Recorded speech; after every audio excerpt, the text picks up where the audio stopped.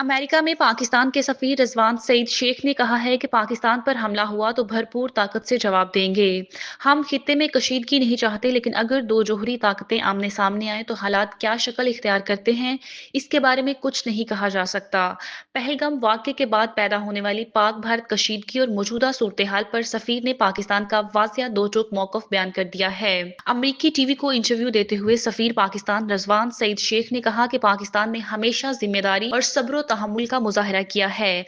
हम अमन के ख्वाह हैं, ताहम इसको हमारी कमजोरी ना समझा जाए। अगर पाकिस्तान के खिलाफ किसी किस्म की मुहिमजोई हुई तो हम भरपूर कुव्वत से इसका जवाब देंगे। उन्होंने कहा कि हम खित्ते में कशीदगी नहीं चाहते, लेकिन अगर दो जोहरी ताकतें आमने सामने आए तो हालात क्या शक्ल इख्तियार करते हैं, इसके बारे में कुछ नहीं कहा जा सकता। हमारी मौशी तरक्की अमन की मुतकाजी है, लेकिन हम बावकार अमन में यकीन रखते हैं। उन्होंने कहा कि पहलगाम वाक़े के हवाले से भारत की जानिब से ताहाल किसी किस्म का कोई भी सबूत पाकिस्तान या दुनिया के सामने नहीं रखा गया। रिजवान सईद शेख ने कहा कि भारत अपनी जाबराना पॉलिसियों, इंतखाबी मजबूरियों या इंतजामी कोताहियों का बोझ पाकिस्तान पर नहीं डाल सकता। अगर 7 लाख फौज की मौजूदगी भी मकबूजा कश्मीर में अमन को यकीनी नहीं बना सकती तो ये भारत के लिए लम्हा फिक्रिया है। पाकिस्तानी सफीर ने कहा कि पाकिस्तान दहशतगर्दी से सबसे ज्यादा मुतासिरा मुल्क है। गुज़िश्ता साल पाकिस्तान में दहशतगर्दी के तकरीबन 1000 वाकयात पेश आए हैं। पाकिस्तान ने दहशतगर्दी की आलमी जंग में सफ़े अव्वल का किरदार अदा किया है। पाकिस्तान ने दहशतगर्दी के खिलाफ जंग में हजारों जानों और अरबों डॉलर का माली नुकसान उठाया है।